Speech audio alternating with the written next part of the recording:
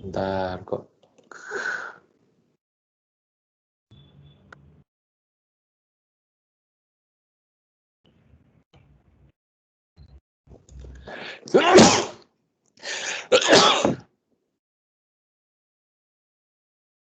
Di sini.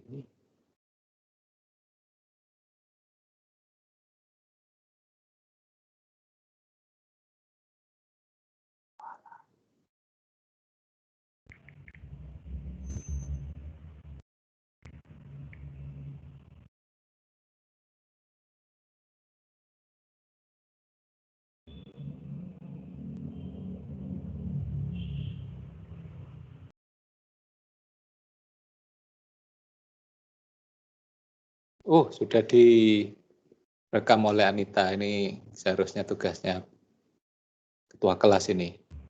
Tapi mungkin ketua kelasnya lagi agak telat. Jadi diambil alih oleh Anita.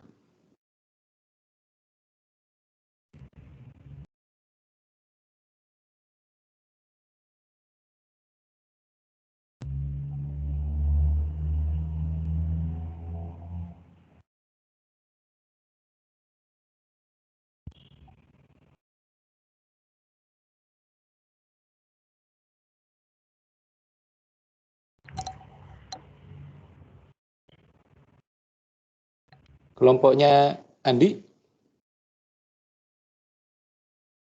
Yang lain?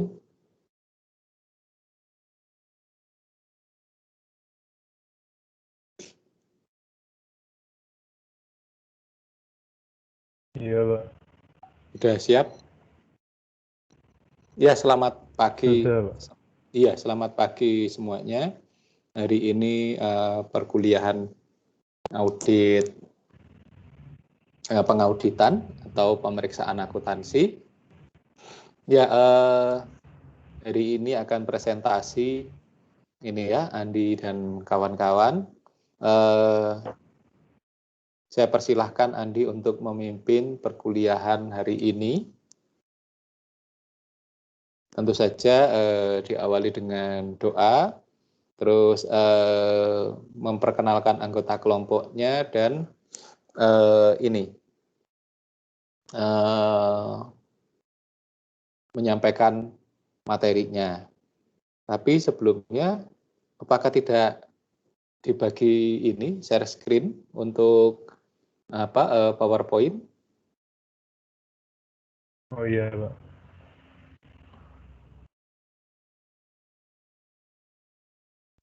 Iya, untuk presentasi ini alangkah lebih baiknya kalau kemudian untuk para penyajinya itu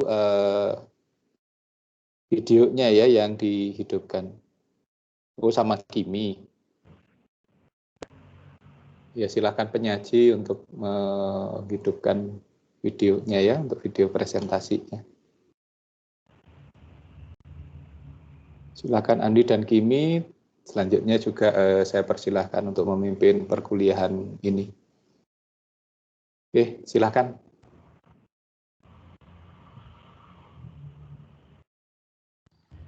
Ya, selamat pagi Pak Dan, selamat pagi teman-teman. Sebelum memulai pelajaran kita pada pagi hari ini, alangkah baiknya kita mulai dengan doa. Berdoa menurut agama dan kepercayaan masing-masing dipersilakan.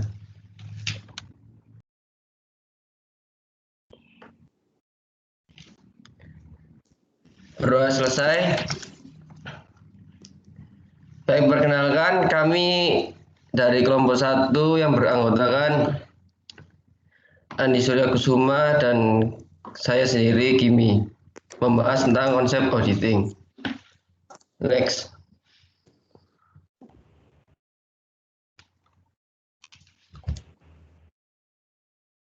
Auditing.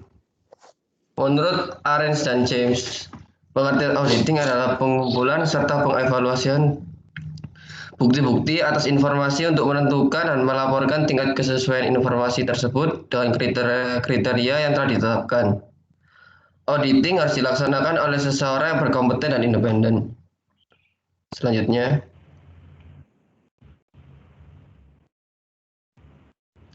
Kemudian ada Dalam audit, jenis-jenis opini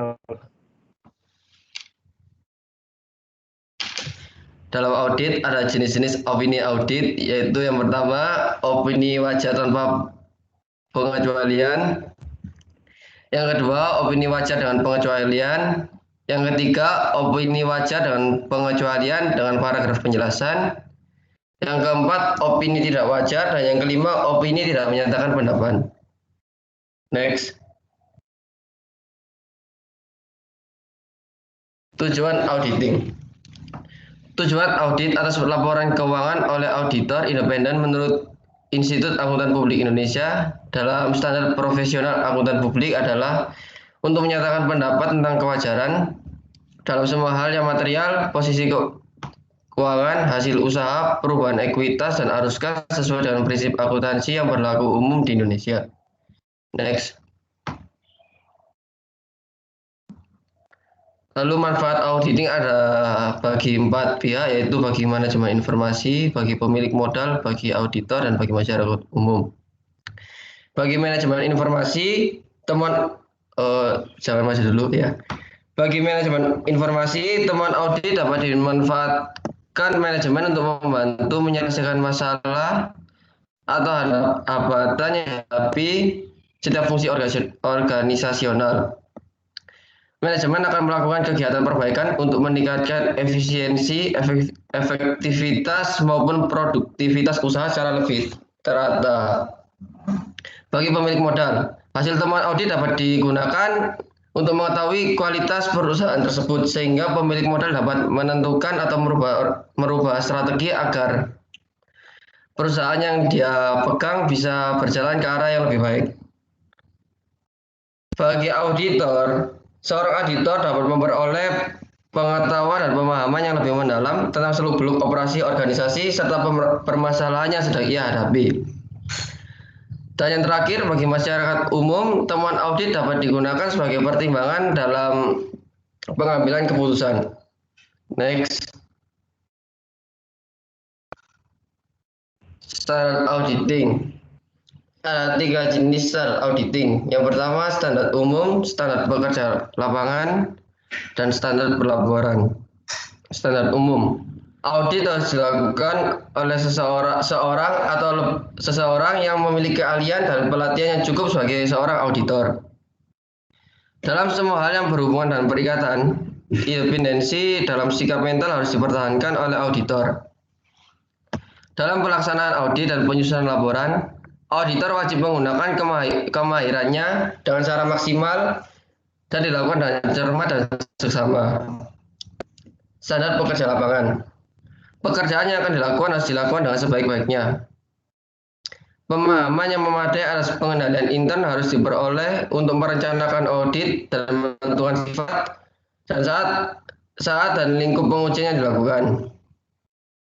Bukti audit yang kompeten harus diperoleh melalui inspeksi, pengamatan, permintaan keterangan, dan konfirmasi sebagai dasar untuk menyatakan pendapat atas laporan yang telah diaudit. Standar perlaporan.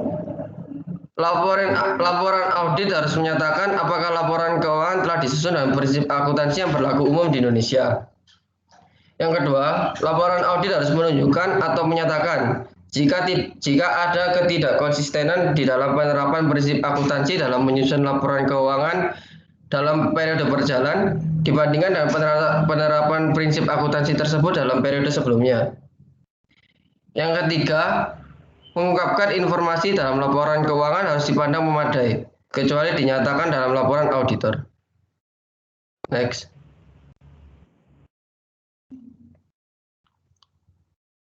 Ya, untuk slide selanjutnya akan dijelaskan oleh Andi. Ya, terima kasih, Kimi. Kemudian yang berikutnya ada ruang lingkup audit.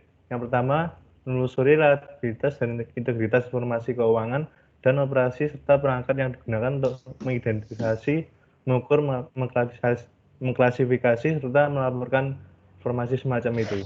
Yang kedua, menelusuri sistem yang ditetapkan untuk memastikan ketaatan terhadap kebijakan, perencanaan, prosedur, hukum, dan peraturan yang dapat memiliki pengaruh signifikan terhadap operasi dan laporan serta menentukan apakah organisasi telah mematuhinya. Yang ketiga, menelusuri perangkat perlindungan aktiva dan secara tepat memverifikasi keberadaan aktiva tersebut. Yang keempat, menilai keekonomisan dan efisiensi sumber daya yang dipergunakan. Yang kelima, menelusuri informasi atau program untuk memastikan apakah hasilnya konsisten dengan tujuan dan sasaran yang telah ditetapkan, serta apakah operasi atau program itu telah dilaksanakan sesuai dengan yang direncanakan. Kemudian ada definisi akuntan publik. Menurut Undang-Undang Republik Indonesia Nomor 5 Tahun 2011, merupakan suatu profesi yang jasa utamanya adalah jasa dan hasil pekerjaannya digunakan secara luas oleh publik sebagai salah satu pertimbangan penting dalam pengambilan keputusan.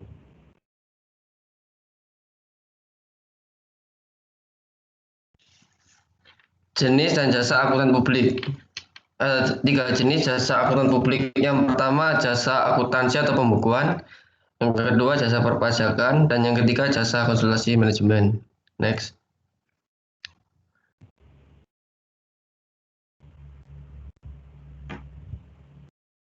Perkembangan profesi akuntan publik. Pertama, yang awal diluncurkannya Undang-Undang Nomor 34 Tahun 1954 tentang praktik publik dan penggunaan akreditasi gelar akuntansi. Lalu selanjutnya didirikannya organisasi profesi akuntansi yang bernama IAI, yang kepanjangannya Ikatan Akuntan Indonesia pada tahun 1957. Dan sejak tahun 2007 telah dibentuk organisasi bernama IAPI, yang memiliki kepanjangan Ikatan Akuntan Publik Indonesia. Dibentuknya IAPI ini melalui rapat umum anggota luar biasa IAI. Selanjutnya,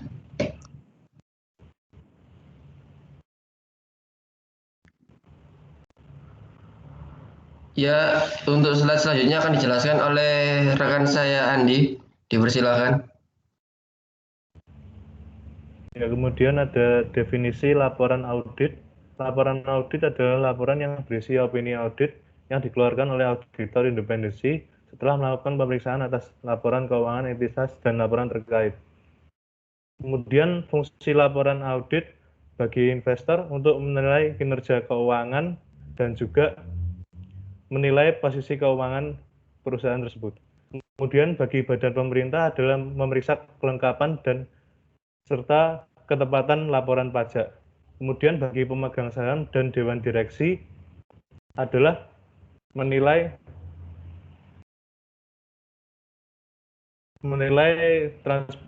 integritas manajemen dan juga transparansi pada laporan keuangan perusahaan. Kemudian tahapan dalam membuat laporan audit, yang pertama meminta dokumen keuangan, kemudian mempersiapkan rencana audit, kemudian yang ketiga menjadwalkan rapat terbuka, kemudian melakukan kerja lapangan di lokasi, kelima menyusun laporan, yang terakhir menyiapkan pertemuan penutupan. Kemudian ada jenis-jenis laporan audit. Yang pertama ada audit laporan keuangan, ada yang kedua audit operasional, ketiga audit ketaatan. Keuntungan dalam pembuatan opini audit, yang pertama memberikan jaminan atas laporan keuangan, kedua membuktikan integritas manajemen pada pemegang sahamnya, ketiga laporan ini adalah persyaratan hukum dan regulasi, keempat laporan ini adalah persyaratan yang digunakan pemegang saham, kelima laporan ini adalah persyaratan yang digunakan perusahaan induk, kemudian keenam laporan ini dapat membantu perusahaan induk mengelola anak perusahaan dengan lebih efektif. Kemudian terakhir membantu pemangku kepentingan untuk memahami tentang situasi keuangan dan operasional entitas. Kemudian keterbatasan laporan audit. Yang pertama, ruang lingkup audit mungkin dibatasi oleh manajemen. Kedua, waktu juga menjadi kendala bagi auditor. Ketiga, independensi auditor. Keempat, resiko yang mungkin tidak terdeteksi oleh auditor. Yang kelima, kualifikasi dan kompetensi auditor. Kemudian studi kasus. Kami mengambil dalam kasus rekayasa laporan keuangan pada PT Dutasari Citra Laras. Direktur Utama PT Dutasari Citra Laras, Mahfud Suroso, disebutkan telah merekayasa audit laporan keuangan perusahaan yang dipimpinnya. Dalam rekayasa tersebut, proses audit yang dilakukan oleh auditor Irfan Nur Andri sengaja dibuat untuk merugi sebesar 40 miliar rupiah. Hal ini dilakukan untuk menghindari pembayaran pajak. Padahal dalam hasil auditnya sebenarnya PT Duta Sari Citra Laras meraup untung sebesar 28 miliar rupiah. Saksi menyebut audit keuangan PT Duta Sari Citra Laras menemukan kerugian proyek mekanikal elektrik pada pembangunan lanjutan pusat pendidikan, pelatihan, dan sekolah olahraga nasional P3 Eson Hambalang, Bogor sebesar 40 miliar rupiah. Kasus pelanggaran etika profesi pada PT Duta Citra Laras disebabkan karena rekayasa laporan keuangan PT Duta Citra Laras. Pada kasus ini terjadi manipulasi faktor pembelian fiktif yang merugikan negara. Seharusnya PT Duta Citra Laras dan pihak yang terlibat harus bertindak profesional dan jujur sesuai pada asas-asas etika profesi sebagai berikut ini. Yang pertama, tanggung jawab profesi. Kedua, kepentingan publik. Ketiga, integritas. Keempat, objektivitas. Lima, kompetensi dan kehati-hatian profesional. Yang keenam, perilaku profesional. Yang ketujuh, standar teknis. Ya, sekian presentasi dari kelompok kami. Kami kembalikan ke Pak Daniel.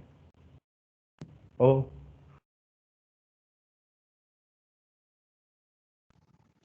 Ya, presentasi kami sudah selesai. juga Sekarang ya sesi tanya jawab. ditanya Satu aja. sesi isi 3 penanya. Silakan dipersilakan.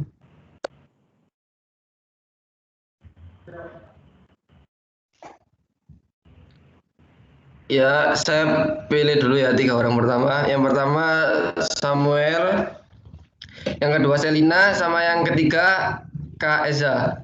Dipersilakan dari saudara Samuel dulu mengajukan pertanyaannya. Terima kasih atas waktunya. Perkenalkan, nama saya Sama Karisma Winata dengan NIM 12 19 121. Pada kesempatan ini saya mau bertanya ya, apakah ada persyaratan khusus bagi perusahaan agar perusahaan tersebut dapat diauditing? Sebagai contoh, apakah harus omsetnya berapa, profitnya berapa, investasinya berapa, atau di lain itu? Seperti itu. Terima kasih. Ya, terima kasih. Selanjutnya Selina dipersilakan.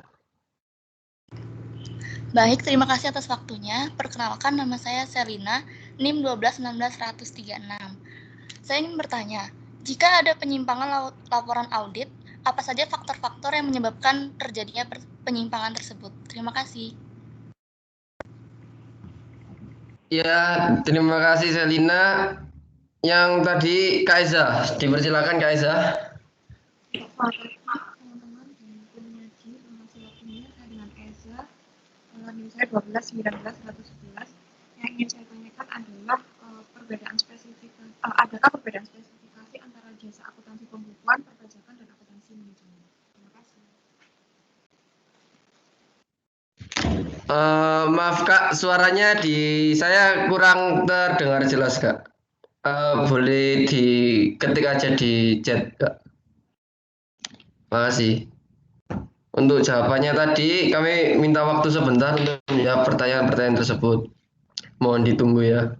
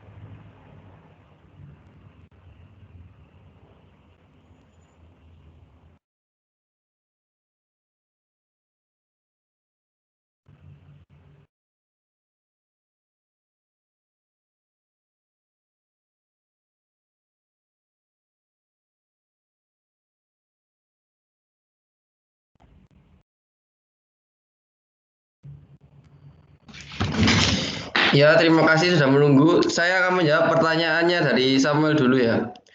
Tadi pertanyaannya, apakah ada persyaratan khusus bagi perusahaan agar perusahaan tersebut dapat diauditing?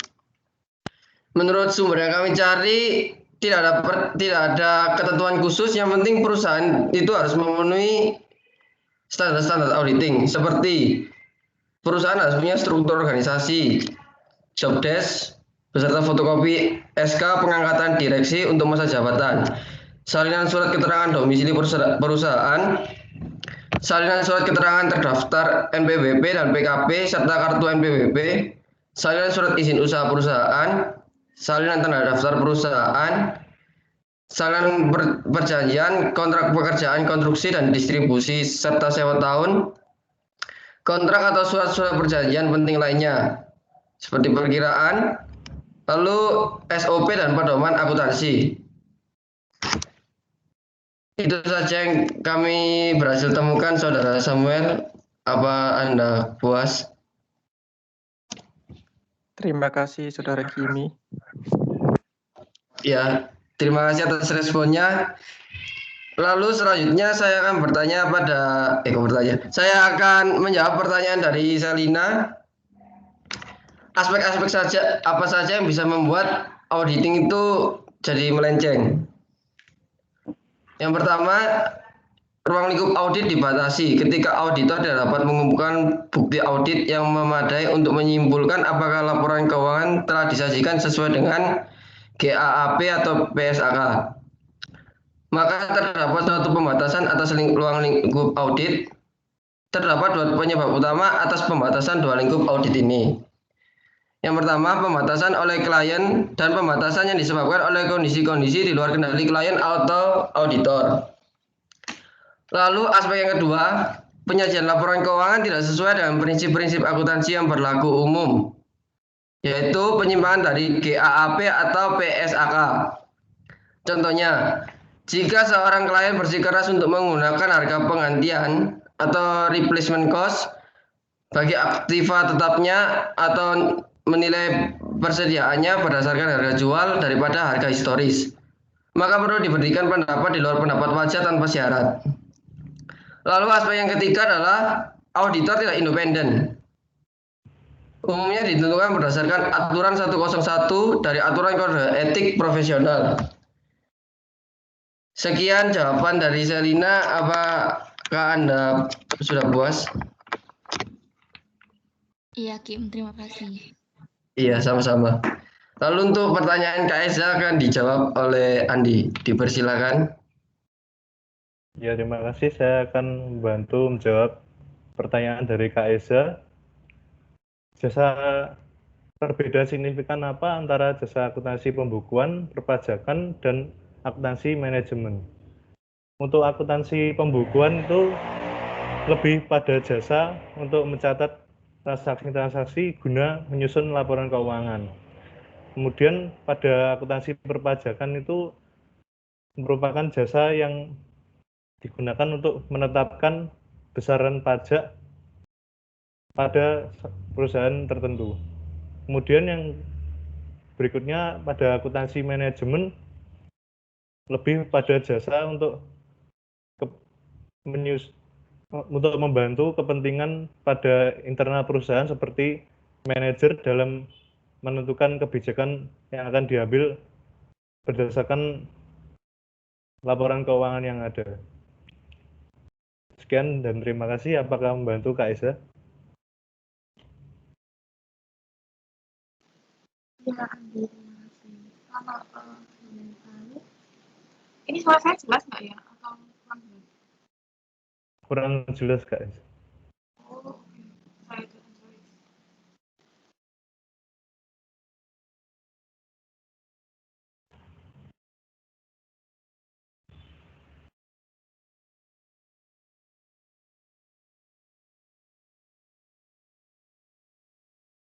Oke, terima kasih Kak Eza.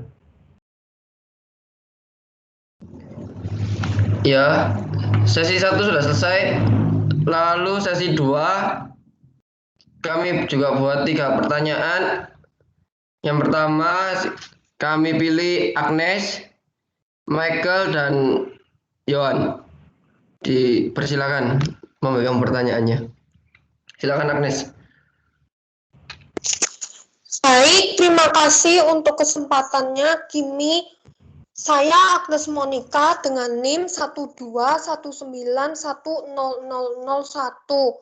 Izin bertanya, apakah tantangan bagi seorang yang berprofesi sebagai akuntan publik? Terima kasih. Ya, terima kasih pertanyaannya. Selanjutnya, Michael, dipersilakan memberikan pertanyaannya. Baik, terima kasih untuk kesempatannya. Saya Michael Roland Wijaya dengan NIM 121910034. Tadi sudah dijelaskan mengenai standar-standar auditing yang seperti standar umum, standar pekerjaan, lapangan, standar pelaporan, dan lain-lain. Itu kalau boleh tahu diatur di dalam apa dan yang membuat siapa untuk standarnya. Terima kasih. Ya, terima kasih atas pertanyaannya. Lalu yang terakhir tadi, Yohan, dipersilakan memberikan pertanyaannya. Ya, terima kasih Kimi atas kesempatannya. Saya mau bertanya, apa saja faktor yang menyebabkan timbulnya kebutuhan akan audit laporan keuangan? Itu saja, terima kasih.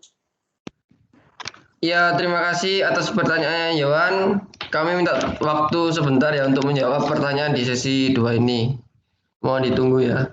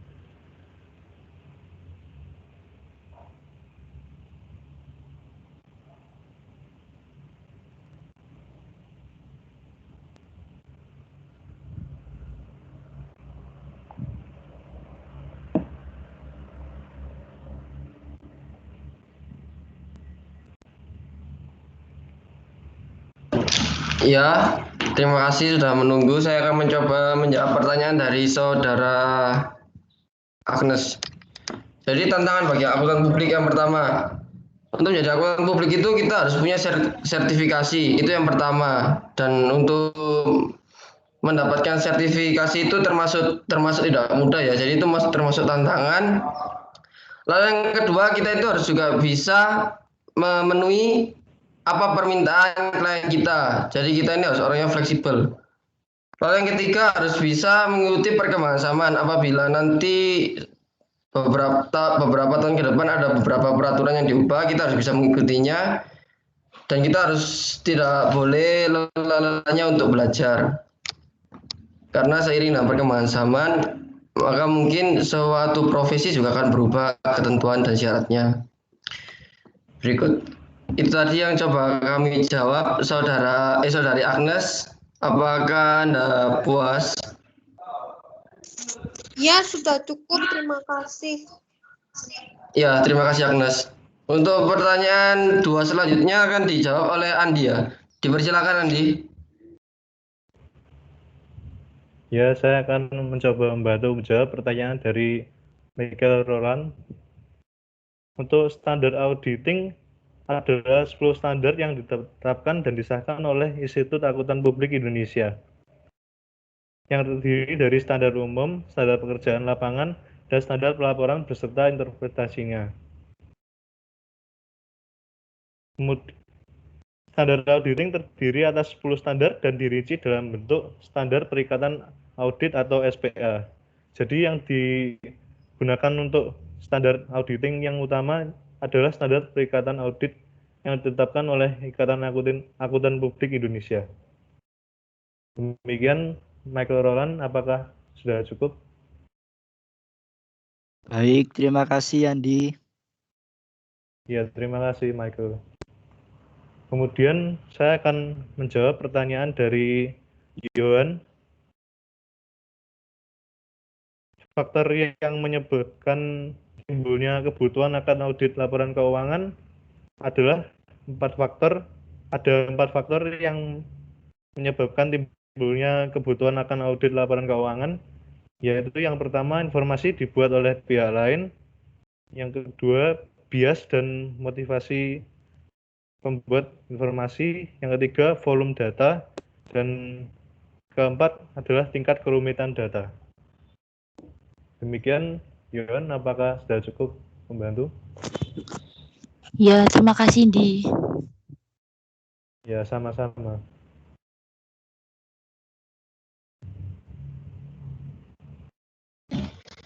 Ya, karena sepertinya masih ada 3 penanya lagi ya. Ya ini sesi terakhir, silakan yang tersisa Angel, Cut Ayu dan Feni. Dimulai dari Angel, silakan mengajukan pertanyaannya. Baik, terima kasih atas waktunya. Saya Angela Margareta dengan NIM 121910004 mau bertanya, apakah perbedaan secara signifikan antara laporan keuangan dengan laporan audit? Terima kasih. Iya, terima kasih ya Angela pertanyaannya. Lalu Cut, dipersilakan. Baik, terima kasih atas kesempatannya Kimi. Perkenalkan, nama saya Cut Ayu dengan NIM 121910044. Saya mau bertanya, apa perbedaan auditor internal dan auditor eksternal? Dan tadi dalam slide keuntungan dalam pembuatan opini audit, itu pada poin pertama dijelaskan bahwa memberikan jaminan atas laporan keuangan. Nah, jaminan seperti apa yang diberikan? Terima kasih. Ya, terima kasih Cut atas pertanyaannya. Lalu terakhir Feni, dipersilakan. Baik, terima kasih atas kesempatan yang diberikan. Perkenalkan, nama saya Feni Gunawan dengan NIM 121910012. Saya ingin bertanya, bagaimana suatu laporan keuangan dinyatakan oleh auditor bahwa laporan tersebut sudah memenuhi standar? Apa saja yang harus diperhatikan ketika memeriksa laporan keuangan? Terima kasih. Ya, terima kasih atas pertanyaannya ya Feni. Mohon ditunggu untuk jawabannya. Terima kasih.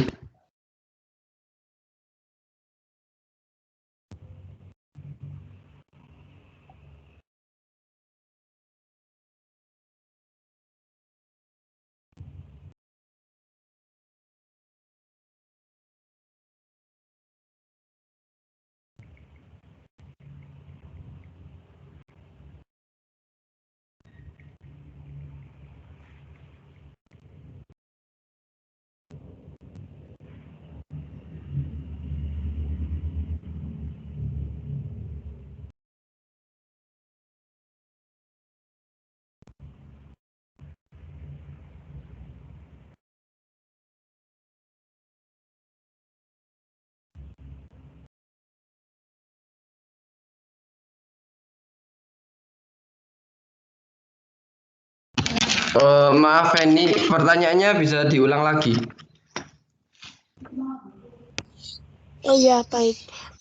bagaimana suatu laporan keuangan dinyatakan oleh auditor bahwa laporan tersebut sudah memenuhi standar. Apa saja yang harus diperhatikan ketika memeriksa laporan keuangan? Udah itu aja. Terima kasih.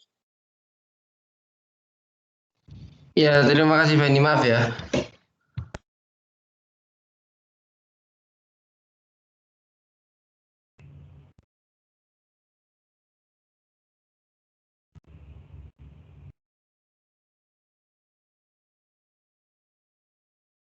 Ya, saya coba jawab pertanyaannya Angela dulu ya. Tadi Angela bertanya apa perbedaan laporan audit dan laporan keuangan. Sudah jelas ya perbedaannya. Kalau laporan keuangan itu laporan yang diperiksa oleh auditor. Laporan audit hasil dari pemeriksaan dari seperti laporan keuangan dan lain-lain. Itu menurut kelompok kami, Angela. Bagaimana? Baik, sudah cukup. Terima kasih. Oh ya, terima kasih Angela.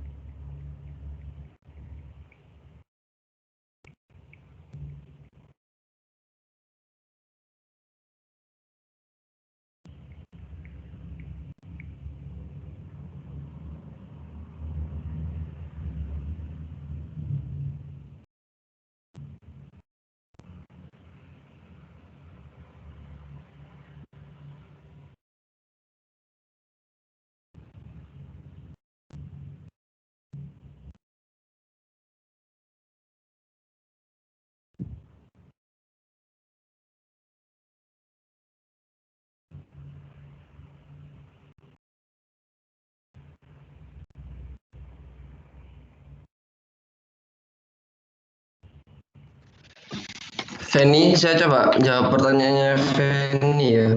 Tadi Feni tanya bagaimana laporan keuangan itu bisa dibilang lewat dari uji auditing ya? Ya, Kim. Ya, sudah tertera tadi di PowerPoint bahwa yang pertama laporan keuangan tersebut itu harus memegang prinsip-prinsip akuntansi. Lalu yang kedua, antara laporan keuangan yang sebelumnya sama yang laporan keuangan tahun ini sama laporan keuangan tahun sebelumnya itu harus konsisten. Jadi dia nggak berubah-berubah. Itu aja sih Feni menurut saya. Oh iya, makasih, Kim. Ya, makasih Feni.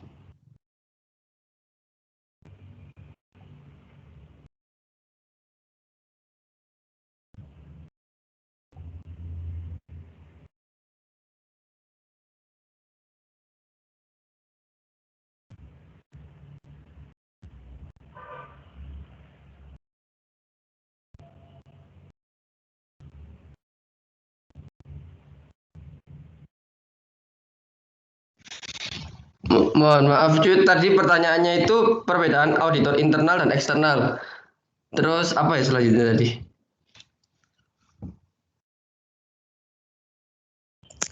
Yang di slide keuntungan dalam pembuatan opini audit, yang di poin pertama itu kan dijelaskan bahwa memberikan jaminan atas laporan keuangan. Nah, pertanyaannya jaminan apa yang diberikan? Oh iya, terima kasih ya Cut. Ya, Assalamualaikum.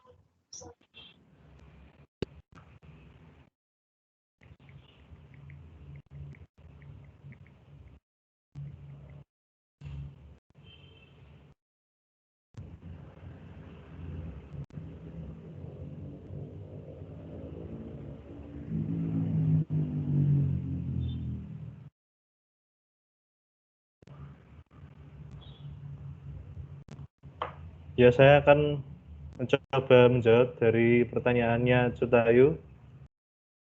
Keuntungan atas opini audit untuk jaminan laporan keuangan adalah laporan tersebut memiliki jaminan sesuai dengan standar-standar akuntansi sehingga tidak ada kesalahan-kesalahan penyajian material yang terjadi.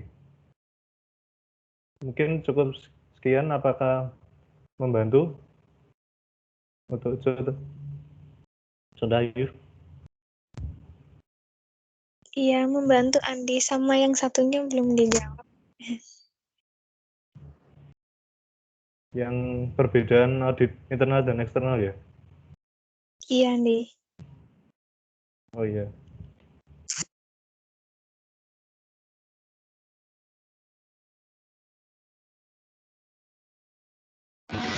Iya, saya coba jawab ya, Jud. Jadi perbedaannya auditor internal sama eksternal itu sudah jelas ya dari internal dan eksternal.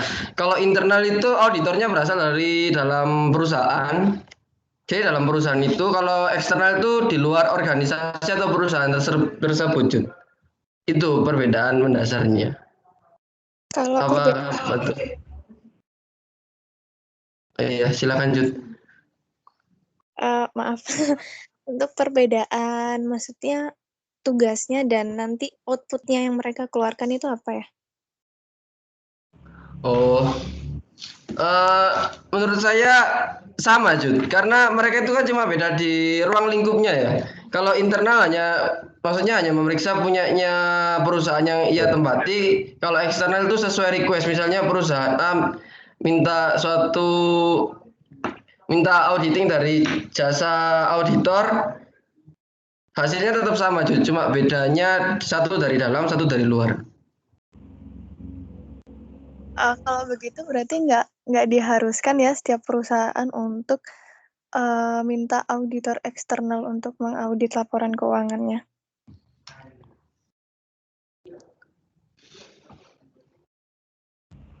Sepertinya iya, Jud. Menurut saya.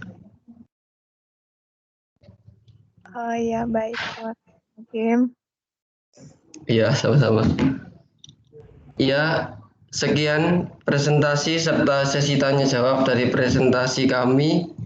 Mohon maaf jika ada salah kata. Untuk selanjutnya kami serahkan kembali ke Pak Dan. Terima kasih.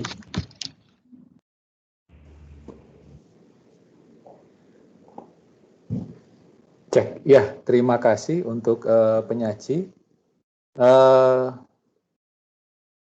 Ya ada beberapa yang memang kemudian harus saya jelaskan ulang dan ada beberapa yang ada statement yang salah yang disajikan oleh kelompok ini, kurang benar lah. Ya karena mungkin ini ya baru awal ya mengenai audit, jadi memang agak ya ilmu baru lah gitu katakanlah, dan ini agak kebingungan. Nah, kalau secara umum sebenarnya kita mulai dari definisi audit secara umum ya. Jadi audit itu adalah pemeriksaan terhadap laporan keuangan. Memang benar bahwa laporan keuangan itu apa sih yang dinilai. Nah ini yang dinilai itu adalah sebenarnya kewajaran dan kelayakan. Yang namanya wajar berarti apa? Berarti dia bebas dari salah saji material, terbebas dari kemungkinan adanya salah saji. Salah saji itu bisa gini, bisa tidak disengaja karena human error, karena hitungannya salah atau metodenya salah, tapi juga bisa karena sengaja. Kalau sengaja itu nanti jatuhnya di kecurangan atau fraud. Nah, yang kemudian yang kedua itu adalah layak. Layak itu karena apa? Laporan keuangan itu sesuai dengan standar yang ada. Nah, itu perbedaannya dengan, jadi kalau gini ya, seperti yang minggu kemarin sudah saya jelaskan, kalau akuntansi itu adalah proses posting, memasukkan dari bukti transaksi, terus kemudian masuk ke jurnal, seterusnya sampai menjadi laporan keuangan. Nah, kalau audit itu di tracing, ditelusuri dari yang kemudian berangkat dari yang namanya laporan keuangan itu dipetani gitu ya, bahasa Jawanya dipetani, dicari satu persatu kemudian sampai menuju ke bukti transaksi. Jadi ada banyak hal, apakah metodenya benar, apakah sesuai standar atau tidak, apakah bahwa kemudian ada kecurangan dan lain sebagainya. Nah, Di dalam itu ada banyak yang nanti kita bisa pelajari. Salah satunya nanti di situ kan di standar itu dikatakan harus sesuai dengan SPI. Artinya apa? Ada sistem pengendalian internal.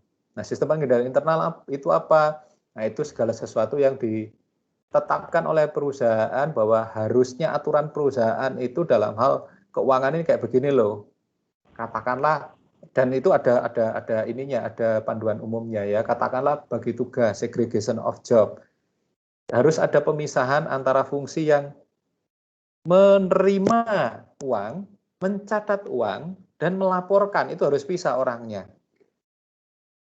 Yang menerima itu kasir, yang mencatat itu bagian akuntansi, yang melaporkan itu adalah bukan klerek ya, bukan kalau saya bilang bagian akuntansi itu staf akuntansi, klerek itu bahasa Belandanya ya, klerek atau staf akuntansi, sedangkan akuntan itu yang kemudian melaporkan. Jadi beda orang. Nah, itu salah satu bentuk namanya sistem pengendalian internal.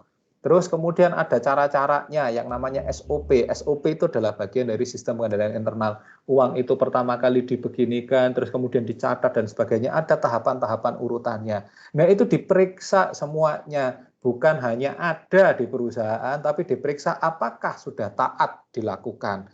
Itu yang kemudian fungsi dari salah satu dari fungsi audit. Jadi audit itu yang kemudian secara teknis itu dia membongkar sebenarnya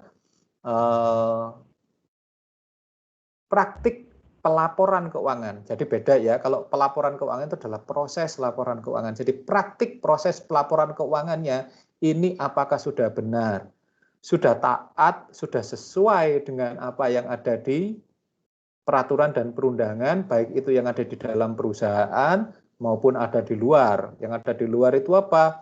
Ya ada yang sesuai dengan standarnya IAI, ya urusannya dengan standar-standar laporan keuangan yang harus dipatuhi. Terus kemudian pelaporan pajak, ada undang-undang yang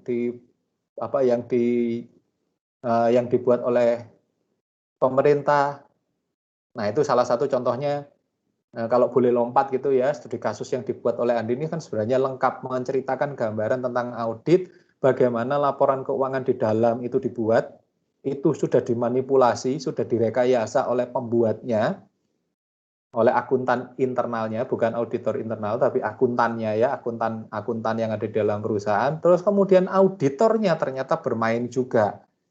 Dia kemudian membuat laporan yang seakan-akan bahwa everything is okay gitu ya yang ada di dalam perusahaan itu. Jadi mulai dari direksinya memerintahkan untuk dibuat rugi, akuntannya membuat laporan rugi, diperiksa oleh auditor eksternal, auditor independen, atau yang disebut juga dengan akuntan publik, dinyatakan bahwa laporan benar. Tapi bahwa kemudian setelah diperiksa oleh KPK, ada banyak kesalahan, ada banyak kecurangan, ada banyak manipulasi. Ada undang-undang pajak yang dilanggar, ada standar akuntansi yang dilanggar. Laba 28 miliar, kok tiba-tiba jadi rugi 40 miliar. Itu kan jadi aneh gitu ya.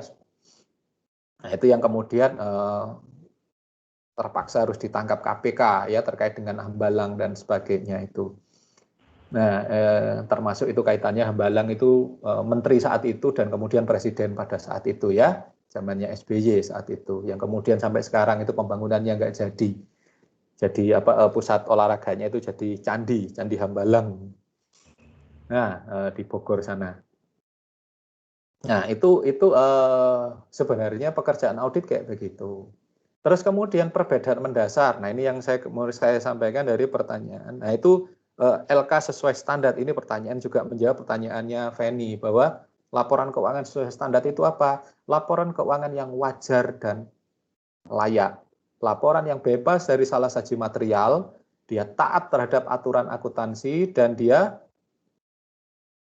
wajar sesuai dengan standar akuntansi yang berlaku. Ya, kita akan pakai SAK, jadi PSAK yang harus diikuti. Nah, nanti skalanya beda-beda. Perusahaan go public, perusahaan besar, BUMN, menggunakan standarnya nanti menggunakan SAK umum atau SAK IFRS. Sedangkan perusahaan yang bukan kelas menengah ya, tapi terus kemudian dia tidak ada akuntabilitas publik, dia tidak mengambil dana dari masyarakat atau kemudian dari pemerintah. Nah, seperti bank, kenapa dia pakai SAK umum, tapi yang lainnya di bawahnya itu menggunakan SAK etap, perusahaan yang kelasnya menengah lah katakanlah. Terus kemudian perusahaan yang kecil, dia harus sesuai dengan namanya SAK-nya EMKM, entitas standar akuntansi keuangan, entitas mikro, kecil, menengah. Jadi ada 3 kita punya SAK, sedangkan pemerintah punya SPAP-nya. Dan kemudian saya juga meralat pertanyaan dari Kimi bahwa kemudian tidak ada standar loh, apa tidak di ini saya juga menjawab pertanyaan dari siapa tadi mengenai peraturan bahwa kemudian harus audit. Tolong dibaca yang namanya undang-undang tentang penanaman modal, undang-undang nomor tahun 2007, nomor 5 tahun 2007 kalau saya tidak salah. Itu bahwa kemudian yang namanya perusahaan yang statusnya itu sudah PT, itu wajib membuat laporan keuangan dan wajib diaudit. Jadi ada kewajiban menurut undang-undang, itu yang namanya PT. Terus kemudian yang di bawahnya lagi ada banyak yang kemudian yang kalaupun bukan PT, ternyata dia badan hukumnya koperasi. Koperasi juga ada undang-undang koperasi yang mensyaratkan bahwa harus diaudit seluruh koperasi. Terus kemudian perusahaan-perusahaan yang menerima dana dari negara, hibah dan bantuan dan sebagainya itu juga wajib diaudit. Jadi sebenarnya audit itu sudah wajib bagi yang namanya kalau status Anda itu perusahaan. Jadi kalau perusahaan Anda namanya PT, CV, nerima proyek dari pemerintah, dari masyarakat, itu harus diaudit, wajib. Jadi ada undang-undangnya. Nah, jadi harus itu ya, Kimi ya, jadi harus diaudit itu harus. Terus kemudian kalau Anda baca yang bahwa semua perusahaan itu harus membuat laporan pajak gitu ya. Nah, itu di bawahnya bahwa audited atau dia teraudit atau tidak. Nah, kalau perusahaannya yang kecil memang tidak diwajibkan. Karena mereka yang ikut undang-undang UMKM tidak wajib.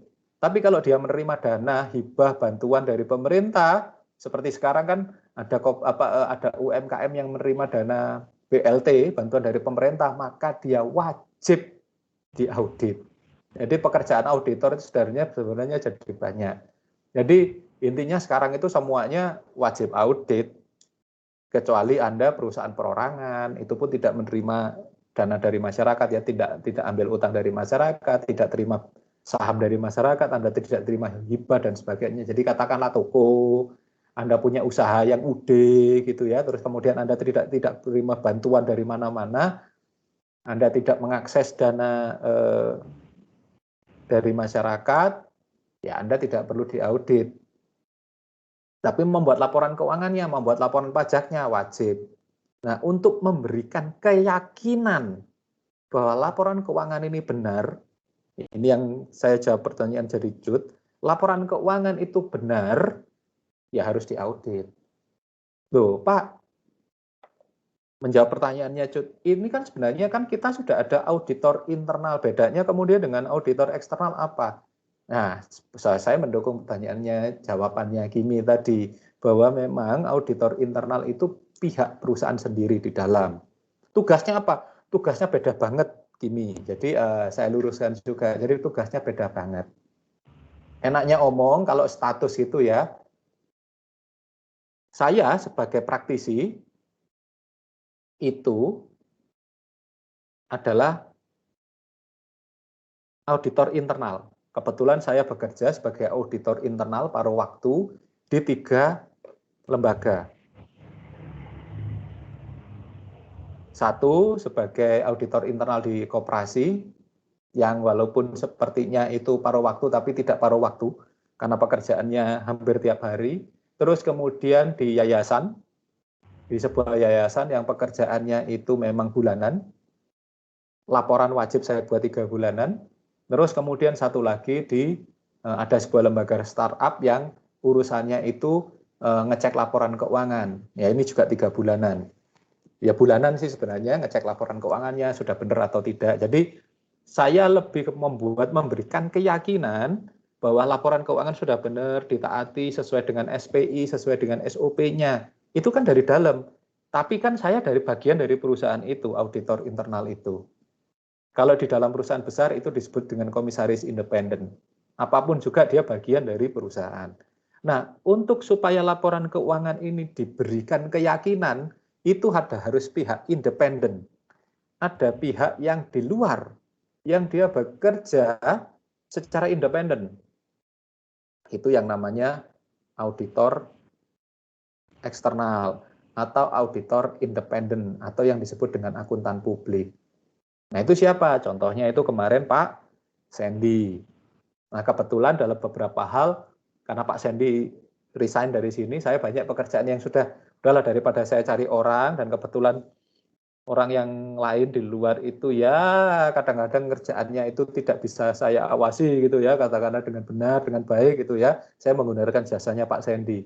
Kenapa? Ya enak gitu kan, auditor muda, isinya staf-stafnya anak-anak muda, anak-anak macung semua, jadi kalau kerjanya nggak beres kan tinggal tak ketaki aja gitu kan. Nah mereka kemudian melakukan, walaupun fee-nya itu sama dengan fee sebelumnya yang sifatnya mereka melakukan auditnya itu random, jadi tidak semuanya. Jadi saya kebetulan di koperasi saya punya 11 kantor cabang di 7 kota kabupaten di Malang ini, hanya diperiksa 4, jadi tidak 11-11-nya 4. Nah karena dengan Pak Sandy dan sebagainya, Pak tolong dibuat full audit, 11-11-nya didatengin. Jadi akhirnya pekerjaannya detail, dan kemudian enaknya gitu tiap minggu laporannya sudah saya bisa terima, oh auditnya sudah sampai sini, sampai sini, sampai sini. Jadi itu, dan kemudian undang-undangnya juga beda yang melindungi. Undang-undang akuntan publik itu nomor 5 tahun 2011 itu jelas. Harus ini, harus ini. Terus kemudian kalau tidak melakukan apa dendanya dan sebagainya. Sedangkan saya itu kan menggunakan undang-undang PT, undang-undang perseroan terbatas, karena posisi saya di dalam perusahaan. Nah itu yang membedakan secara signifikan. Akhirnya apa? Nanti naik lagi pertanyaannya Angel tadi. Laporan keuangan dan laporan audit itu bedanya apa? Laporan keuangan dan laporan audit itu beda banget. Tapi betul dikatakan Kimi bahwa laporan keuangan itu adalah produk yang dibuat oleh perusahaan. Nah, laporan audit itu memberikan keyakinan apa yang dibuat oleh perusahaan ini sudah baik dan benar, sudah wajar dan layak, sudah yang seperti sesuai standar, seperti yang sudah dijelaskan oleh Kimi. Nah, laporan audit ini hasilnya apa? Kalau laporan keuangan itu adalah isinya adalah 5 atau 6 laporan keuangan tadi, neraca dan sebagainya, ini. Sedangkan laporan audit itu isinya adalah opini audit. Oh, bahwa laporan ini sudah wajar dengan pengecualian, bukan wajar dengan syarat ya. Kalau WTP itu kan mulai tahun 2007 kalau nggak salah, atau 2007 atau sebelumnya. Kalau yang wajar dengan syarat yang disebutkan oleh Kimi tadi, itu sebelumnya. Jadi saya nggak tahu referensinya Kimi itu kenapa dapat yang lama gitu, wajar tanpa syarat. Kalau disingkat itu nggak enak. Itu jadi guyonan dulu bagi akuntan itu, WTS gitu ya, wajar tanpa syarat. Nah sekarang kemudian dirubah itu menjadi wajar tanpa pengecualian, WTP. Atau kalau bahasa Inggrisnya sih tetap ya, unqualified opinion. Nah itu yang seperti dijelaskan, hasilnya itu adalah opini, bahwa wajar tanpa pengecualian. Syaratnya seperti apa kalau wajar dengan pengecualian? Tadi sudah diceritakan oleh Andi atau Kimi tadi, itu bahwa kemudian, oh dia ternyata bebas dari salah saji, bebas ini, tidak ada SPI-nya baik, tidak boleh ada pembatasan kerja dan sebagainya. Sedangkan nanti kemudian apa yang ada di, oh kalau gitu wajar dengan catatan itu apa?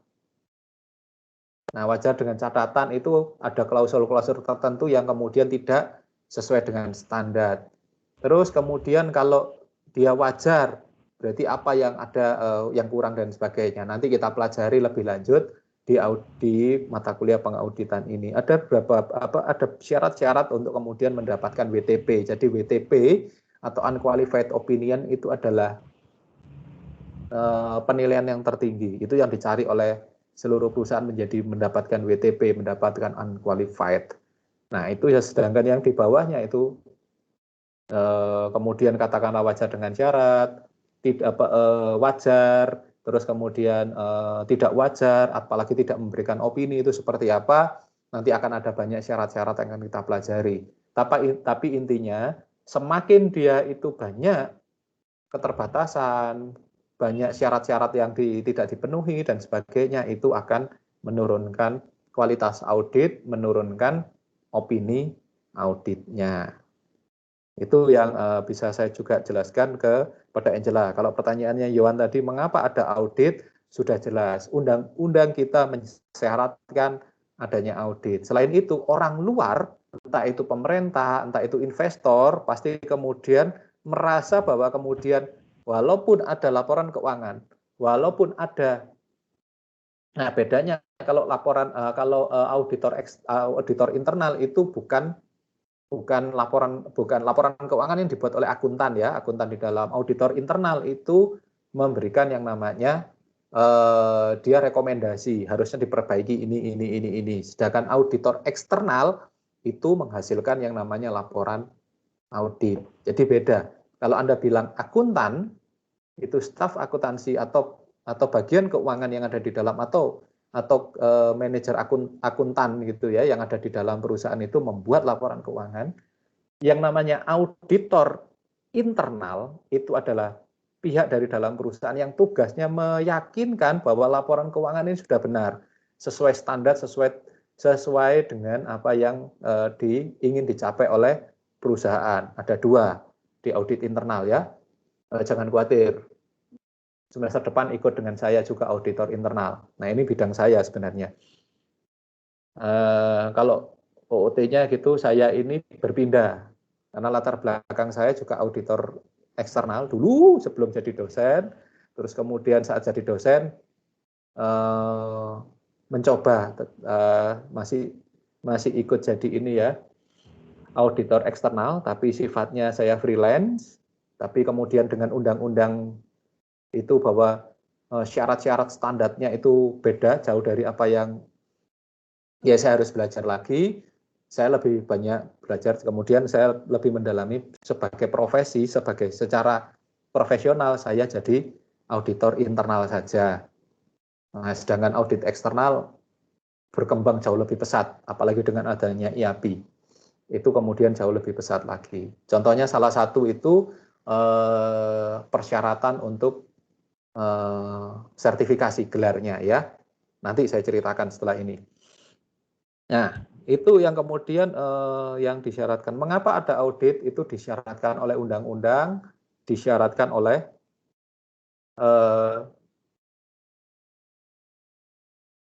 ya keinginan pemerintah itu untuk menjadikan bahwa bukan pemerintah ya. Kalau pemerintah pasti bahwa kemudian kita taat, sudah baik dan sebagainya, apalagi waktu ada peristiwa Enron ya, munculnya Sarbanes-Oxley, itu bahwa kemudian ketidakpercayaan orang luar terhadap perusahaan itu jadi tinggi, sehingga itu yang kemudian ingin diciptakan bahwa kembali kepercayaan itu muncul di dalam perusahaan.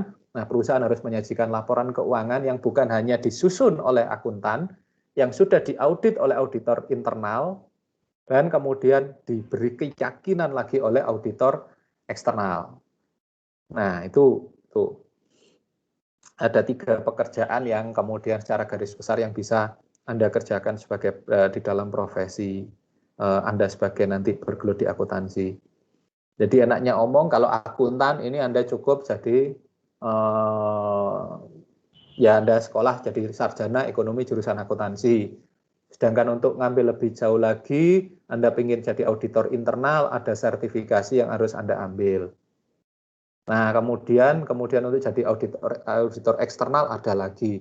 Apakah kemudian jadi jadi akuntan dulu, auditor internal atau auditor eksternal?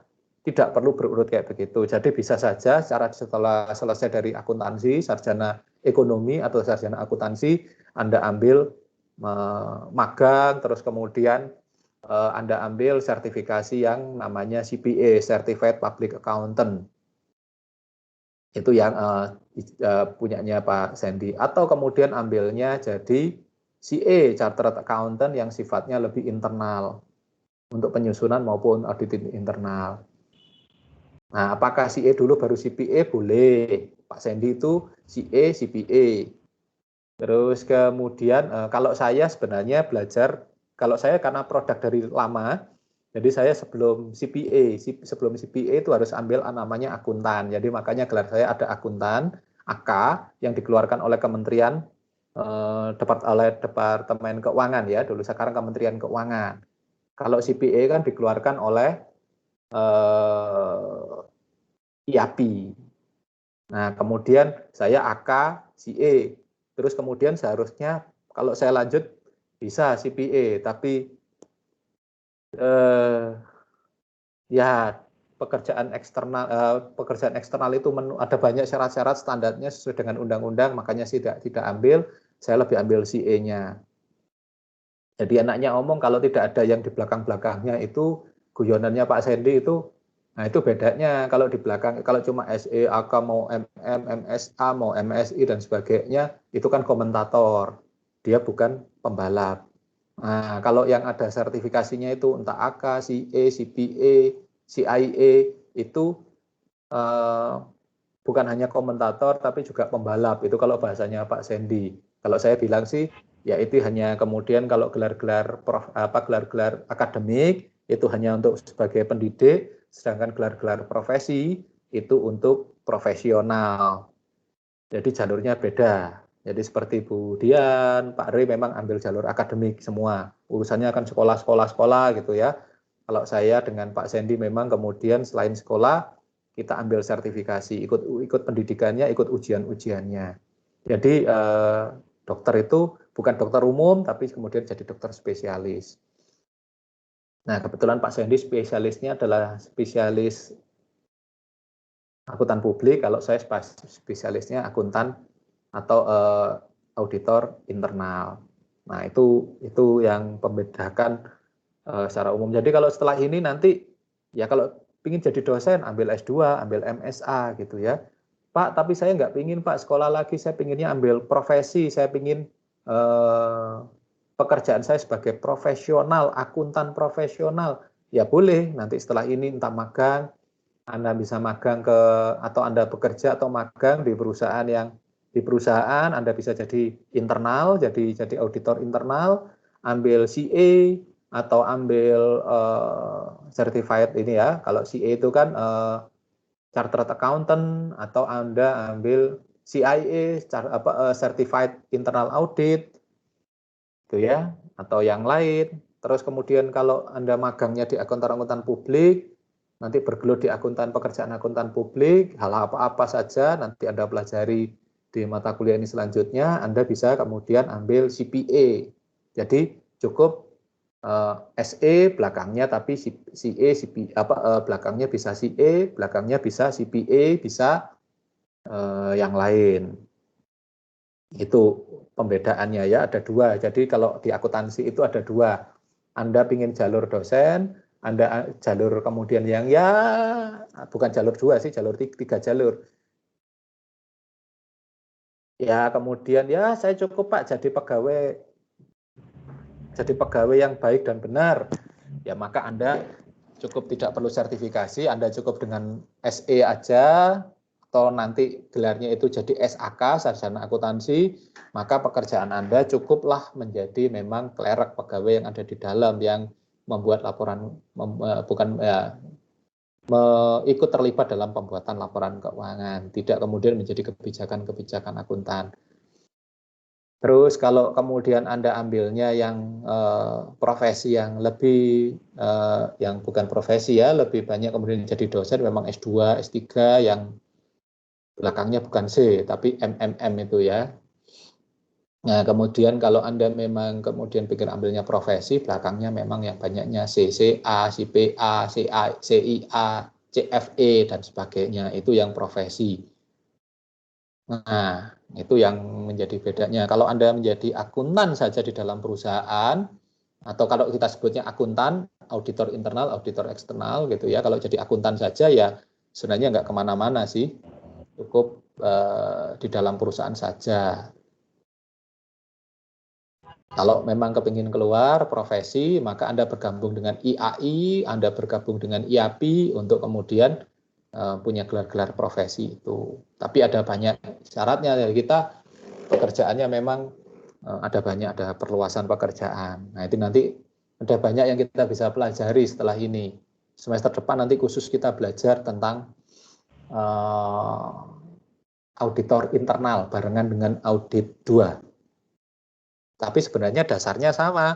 Di audit 1 ini sebenarnya semua yang tentang audit kita akan pelajari. Tapi secara khusus nanti di audit 2 itu akan lebih mengarah kepada akuntan publik, sedangkan auditor internal, pengauditan internal itu lebih banyak cerita tentang auditor, bagaimana jadi auditor internal. Saat itu spesialisnya Anda bisa pilih. Nah, nanti kemudian ada pilihan lagi untuk menjadi fraud examiner, itu di semester 7. Jadi kalau ingin mau profesi audit, ada banyak pilihan sebenarnya. Tidak hanya kemudian jadi staf akuntansi saja yang nggak akan kemana-mana. Nah, itu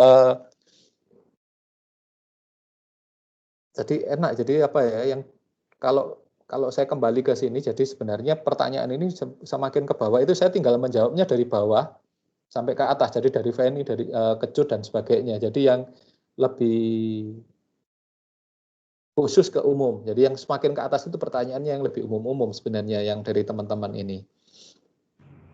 Standar auditing. Mengapa ada audit? Sudah saya jawab tadi, Yohan. Standar auditing itu diatur oleh diatur di mana dan oleh siapa. Nah, kalau dulu itu yang diatur tadi sebenarnya Andi sudah cerita tentang undang-undang yang dibuat tahun 54 dan tahun 57 tentang akuntan dan gelar akuntan. Kalau sekarang kan audit gitu ya. Kalau akuntan itu relatif untuk di dalam. Tadi sudah diceritakan oleh Kimi kalau nggak salah ya tadi tentang undang-undang tadi. Jadi kalau itu ya standar auditing ini sudah keluar sejak kapan ya? Sejak keluarnya undang-undang tentang akuntan publik itu, atau auditor eksternal itu sudah ada. Jadi siapa yang ngatur? Ya di undang-undang, terus kemudian diperkuat oleh dan itu kemudian berlaku untuk IAI, yang kemudian secara profesional itu ditetapkan oleh IAI 10 standar itu. Nah kemudian sejak tahun 2007 diperkuat lagi oleh IAPI. Jadi IAI ini bukan pecah ya, tapi punya rekanan gitu yang khusus untuk akuntan publik itu di IAPI, sedangkan IAI itu akuntan secara umum, termasuk akuntan pendidik, akuntan internal, akuntan fraud itu ada di dalamnya gitu ya, di dalam sebuah rumah besar yang namanya IAI, Ikatan Akuntan Indonesia. Di dalamnya lagi nanti ada rumah tangga kecil yang nama IAPI, ada fraud examiner dan sebagainya dan sebagainya. Nah itu kemudian sejak tahun 2007 diperkuat oleh IAPI dan sebenarnya itu juga ada di dalam undang-undang tahun 2011 ya, undang-undang tentang akuntan publik tahun 2011 juga ada. Jadi kalau dibilang siapa ini auditor, standar audit itu siapa yang menetapkan? Yang ditetapkan oleh undang-undang. Nah, undang-undang siapa? Disusun bersama oleh yang namanya pemerintah, oleh yang namanya regulator, oleh yang namanya kemudian lembaga profesional IAI dan IAPI. Nah, itu gitu ya Michael. Jadi standar ini ditetapkan oleh undang-undang. Siapa? Ya regulator, ya pemerintah tentu saja, namanya undang-undang kan pemerintah dan DPR, dan siapa? Atas masukan dan saran dari pelaku profesinya. Nah, naik lagi ke pertanyaannya Agnes, tantangan untuk jadi AP, yaitu tadi seperti yang dikatakan oleh yang sudah saya ceritakan dan ceritakan tadi oleh Andi dan oleh Kimi tadi. Jadi enaknya omong kalau jadi akuntan publik, jadi auditor eksternal itu sekolahnya, bukan sekolahnya ya, kursus sekolahnya pasti SE aja, nggak perlu ambil S2, nggak perlu kalau memang ambil profesi. Jadi Anda ambil SE, kemudian setelah lulus SE, sarjana ekonomi, Anda bekerja. Kemudian katakanlah kalau ini jadi akuntan publik, Anda bekerja. nanti ada di situ ada perikatan, ada pekerjaan yang kemudian ada jam-jam tertentu dihitung. Nah, nanti kalau kemudian jamnya itu sudah mencukupi, Anda bisa lanjut ke ujian menjadi akuntan publik. Nah, sebelum jadi akuntan publik, jadi katakanlah ini ya, bisa seperti tryout-nya itu yang dikeluarkan oleh BI, dikeluarkan oleh KPK, jadi bisa ikut tryout-nya terus, dikeluarkan oleh IAPI, tryout. Terus kemudian ujian, baru kemudian di ujian itu yang ujian untuk jadi akuntan profesional, itu yang kemudian kalau lulus, Anda kemudian mendapatkan gelar CPA, itu yang mengeluarkan siapa? IAPI. Kalau kemudian Pak, sebelum itu saya ingin Pak belajar tentang bagaimana menyusun laporan keuangan dengan baik dan benar, maka Anda bisa ambil magangnya, Anda bekerja di tempat yang perusahaan Anda, belajar di situ akuntansi, kemudian Anda ikut pembelajaran yang dilakukan oleh IAI. Kebetulan saya juga anggota IAI Indonesia, tapi saya ada di Jawa Timur. Saya ikut 2 kompartemen pendidik, ya karena saya dosen dan kemudian secara profesi saya ikut di kompartemen juga audit untuk auditor internal. Nah, di auditor internal ini ada banyak mengenai audit dan sebagainya, ada kursus-kursus jangka pendek gitu ya. Kalau kemudian Anda sudah merasa cukup, Anda sudah bekerja 2 tahun di perusahaan Anda bisa ambil ujian CA, Chartered Accountant. Itu ya, jadi Anda punya gelar CA di belakangnya kalau lulus. Yang mengeluarkan tentu saja adalah IAI. Pak, kalau kemudian dari CA saya juga terus kemudian ambil CPA boleh. Itu kayak Pak Sandy, jadi punya CA dan CPA. Jadi ya ada banyak kemudian itu, tapi kursus ada namanya SAP, satuan pembelajarannya itu yang harus memenuhi nilai standar tertentu, jumlah tertentu untuk baru bisa kemudian jadi syarat ujian. Jadi ya rajin-rajin aja ikut kursus-kursus yang dilakukan oleh lembaga profesi untuk kemudian dianggap sebagai akuntan profesional. Jadi ya kayak begitu tantangannya gitu. Jadi akuntan publik ya tantangannya banyak. Jadi artinya setelah ini masih harus magang, masih kemudian kerja supaya jamnya memenuhi, terus kemudian ikut ujiannya. Setelah itu masih wajib juga tetap harus sekian SAP supaya memenuhi pembelajarannya itu, supaya gelar Anda tidak dicabut. Setahun 2 kali klien kalau nggak salah ya di CPA itu. Tapi ya jangan khawatir kalau pekerjaannya banyak. Kalau katakanlah Anda gabung dengan katakanlah Pak Sandy gitu katakanlah. Kalau mau itu perusahaan-perusahaan yang ya Pak Sandy itu kan banyak, semua perusahaan hotel. Terus kemudian dealer-dealer, koperasi simpan pinjam, BPR, itu kan semua harus diaudit semua. Padahal kalau kita ingat, katakanlah di Malang cuma 13 loh kantor akuntan publik. Akuntan publiknya jumlahnya sekitar 40-50. Nah, perusahaan di Malang aja loh berapa? Belum kita ngomong se-Jawa Timur, belum ngomong se-Indonesia.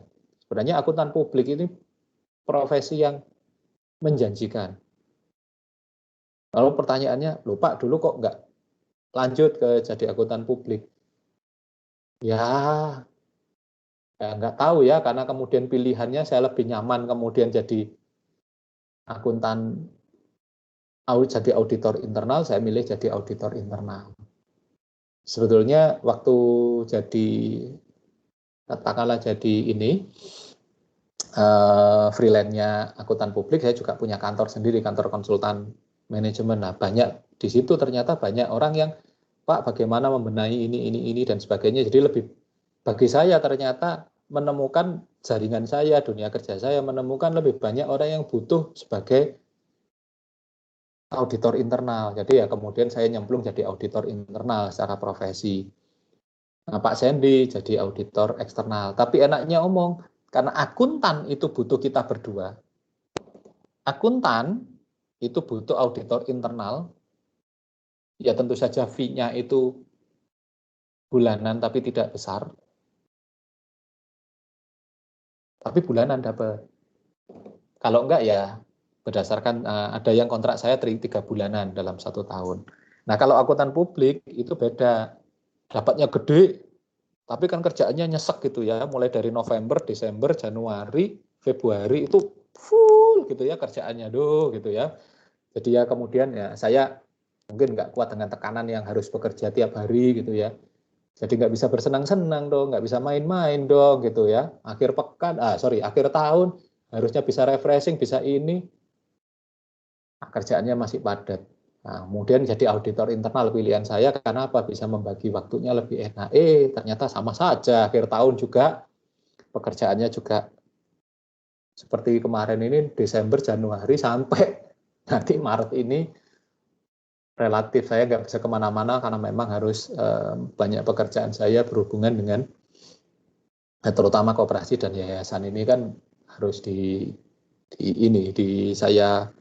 saya perhatikan banget. Jadi ya ternyata sama aja, tapi lebih enak gitu ya, lebih enjoy, tidak kemudian harus keliling-keliling. Karena pun saya harus bisa bekerja katakanlah solo gitu kan, menjadi posisi saya sebagai auditor internal yang saya tidak perlu, kalau saya memang belum butuh staff, saya tidak perlu staff. Tapi untuk operasi karena ada di 7 kota provinsi, saya punya 2 staff gitu ya, punya dua rekanan. Sedangkan di yayasan saya punya 1 staff yang juga freelance, yang saya butuh saya panggil. Kalau kemudian di mana di ini startup yang saya juga jadi auditor internal, saya sendirian, saya hanya bekerja dengan akuntannya itu ya, karena juga belum besar. Jadi skala pekerjaannya saja yang kemudian jadi berbeda. Tapi kalau kemudian tantangannya dan sebagainya relatif memang agak berbeda, tapi sebenarnya sama saja, tapi standar kerjanya yang berbeda, aturannya yang berbeda. Nah, kemudian jasa seperti Esa tadi nanya, jasa akuntan, jasa perpajakan, jasa konsultan manajemen, ini tadi sudah di jasa akuntansi ya, jasa akuntansi, perpajakan, konsultan manajemen tadi sudah dijawab dengan baik oleh kelompok. Ya kalau ini kan sudah saya ceritakan seperti apa jasa akuntansi, itu bagaimana urusannya dengan laporan keuangan, memang perpajakan dengan pajak dan teman-temannya, sedangkan konsultan manajemen lebih kepada apa yang perbaikan. Nah sebenarnya tiga-tiganya ini bisa dilakukan juga oleh auditor internal. Tapi sekali lagi auditor internal itu tidak punya kekuatan di luar. Artinya bahwa kemudian kalau berhadapan dengan pajak masih diperhatikan ya, tapi kalau sudah berhadapan dengan kreditor dan investor, mereka lebih percaya kepada auditor eksternal ketimbang auditor internal. Nah ini persyaratan audit tadi sudah saya jelaskan, amanat dari undang-undang PT, undang-undang penanaman modal. Nah ini yang dari kelompok ini sebenarnya sudah menjawab apa yang jadi pertanyaan dari apa yang ada di sini ini sebenarnya pertanyaan dari apa ya katakanlah wondering why, kenapa audit dan sebagainya, konsep audit ini seperti apa. Jadi sudah saya jelaskan juga seperti apa audit ini dilakukan dan bagaimana kerjaannya, bagaimana batasannya. Oke, kelompok ini juga sudah menyajikan dengan sebenarnya kalau saya katakan cukup. Kalau dikatakan baik sekali tidak, tapi kalau dikatakan baik iya. Terutama saya yang menarik itu apa? Kalau penjelasannya memang perlu banyak diperjelas ya di landasan teori. Tapi saya dan apalagi ini penutupnya simpulannya pendek banget. Kalau kemudian simpulannya kan harusnya ini gitu ya. Nah, kemudian syaratnya berarti apa? Perusahaan harus punya auditor, ini ya. Kalau itu bisa diperpanjang itu lebih baik lagi. Tapi yang saya apresiasi kelompok ini mengambil studi kasus yang cukup kuat ya. Bagaimana kemudian menggambarkan tentang sebuah kasus, ya itu akhirnya berakhir di KPK, tapi bahwa kasus ini terjadi karena apa? Berangkat dari kecurangan auditor, kecurangan dari akuntan untuk merekayasa laporan keuangan, tujuannya untuk kemudian pajaknya itu supaya murah, dan kemudian diaudit. Ternyata auditornya juga melakukan kecurangan yang sama, karena ngikutin apa kata maunya klien. Sehingga kemudian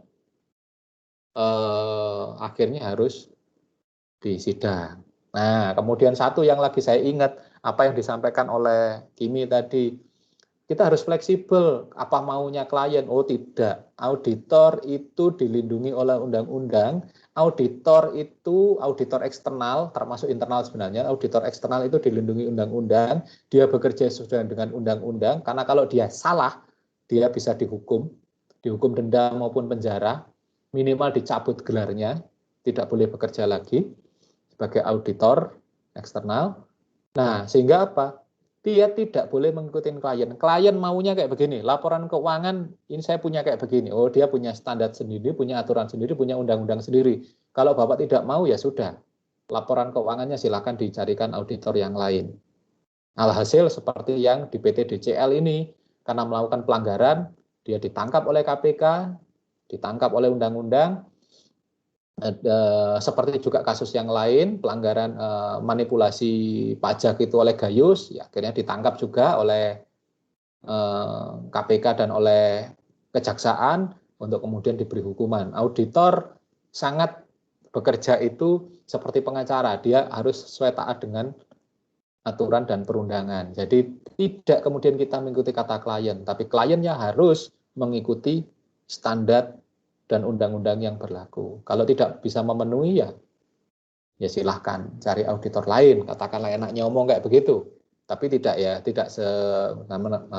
sekaku itu ya. Kemudian apa yang terjadi?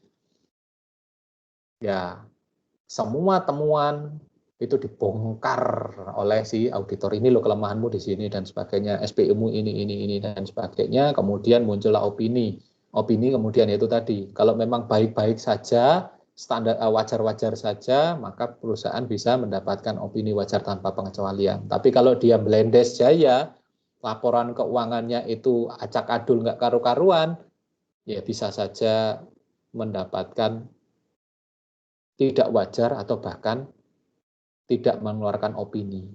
Jadi auditornya tidak berani beropini apapun. Jadi itu ya, jadi auditor eksternal itu yang dilindungi, salah satu profesi yang dia punya undang-undang, dia dilindungi undang-undang. Dia setingkat dengan pengacara, dia setingkat dengan dokter, karena punya undang-undangnya sendiri. Karena sebenarnya waktu awal-awal undang-undang profesi itu ada 5 profesi yang punya standar dan punya undang-undang. Awal-awal itu 5 profesi, yaitu apa? Dokter, sejak dari zaman Belanda, kemudian pengacara atau advokat juga dari zaman Belanda, yang kemudian tinggalan Belanda, tapi baru tahun 57 dijadikan standar, itu yang akuntan, jadi dia dilindungi oleh undang-undang, dan kemudian arsitek, itu undang-undangnya lebih ke sini ya, lebih mudah gitu ya. Satu lagi saya lupa apa, itu ada 5 profesi yang itu dilindungi oleh undang-undang. Jadi ada undang-undang yang bekerja. Jadi kalau tidak bekerja sesuai dengan undang-undang, ya namanya melanggar undang-undang, ya kriminal. Ya siap-siap ditangkap oleh KPK atau Kejaksaan. Ada 5 profesi. Sekarang sudah berkembang, profesi yang dilindungi oleh undang-undang itu udah ada banyak. Ada banyak. Tapi yang di awal-awal, yang katakanlah itu tinggalannya Belanda, itu ada 5 profesi ini yang punya standarnya, punya peraturannya, punya perlindungan oleh undang-undang. Dan kalau ngelanggar, ya berarti stempelnya itu kriminal, gitu ya. Ini yang perlu kita ketahui. Siapa tahu dari Anda kemudian ya karena semester 4 nanti kemudian 5 belum, 6 nanti masih umum, 7 itu sudah memilih kekhususan. Nah, itu kekhususan itu berarti nanti mata kuliah pilihan Anda, termasuk nanti kemudian tugas akhir Anda, dan profesi apa yang Anda akan pilih, itu silahkan. Dan kita buka ada akuntansi keuangan dan pasar modal, terus kemudian ada audit, ada kemudian untuk akuntansi manajemen dan keperilakuan, dan kemudian perpajakan. Nah, nggak enaknya sebenarnya saya itu latar belakangnya karena katakanlah S1 saya itu di bidang audit, kemudian S2 di S2 yang manajemen itu di bidang keuangan, di bidang keuangan. Jadi saya mengampu 2. Tapi karena kemudian diminta bantuannya, saya juga membantu di perpajakan. Aduh, jadi akhirnya apalagi sekarang ditinggal Pak Sendi, saya jadi audit jadi satu-satunya. Kemarin Pak Sendi koordinatornya, saya anak buahnya. Keuangan Pak Re koordinatornya, saya anak buahnya. Terus kemudian perpajakan, ya kalau saya pegang, ya saya pegang 3 kan jadi susah. Perpajakan itu Bu Fitri, saya anak buahnya. Sekarang Pak Sendi mundur, saya jadi kemudian satu-satunya di audit. Kemudian keuangan, Pak Re sekolah, saya juga satu-satunya di keuangan. Diminta juga bantu manajemen pula. Terus kemudian pajak masih ada bantuannya. Kalau kemudian nanti di keuangannya ada Pak Reno yang, karena saya kemudian naik, kemudian ada Pak Reno yang jadi kemudian bisa membantu juga. Sedangkan yang audit yang akhirnya saya harus pegang sendiri, handle sendiri. Nah, kalau keperilakuan enak, manajemen dan akuntansi manajemen dan keperilakuan itu orangnya banyak ya, ada Bu Dian dan Pak Putu, ada Dr. Putu dan Bu Dian yang incas. Kemudian satu lagi sih sebenarnya ada sistem informasi akuntansi, tapi kemudian karena itu lebih banyak diambil konsentrasinya di sistem informasi, itu kemudian Pak Yus itu banyak bareng dengan Pak Sutam. Nah, itu yang katakanlah itu nanti, tapi itu di semester 6 mulai Anda pilih-pilih, semester 7 Anda pastikan Anda mau yang mana. Tapi kalau ini karena saya mengajar pengauditan, ya silahkan kalau Anda mau ambil auditing sebagai konsentrasi Anda. Itu ya. Itu sementara yang bisa saya sampaikan. Selanjutnya mungkin ada pertanyaan dari yang ada di sini, dari peserta, dari penyaji juga boleh kalau mau tanya tentang apa yang ada di satu ini ya, di pertemuan pertama ini tentang konsep audit. Silahkan, siapapun.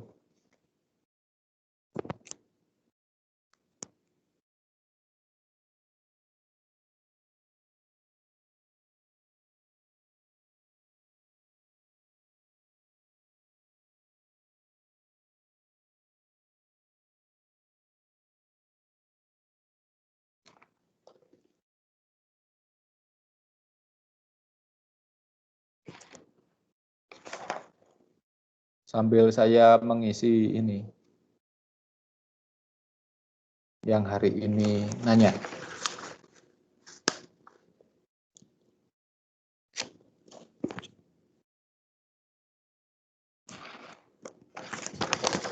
Fenici.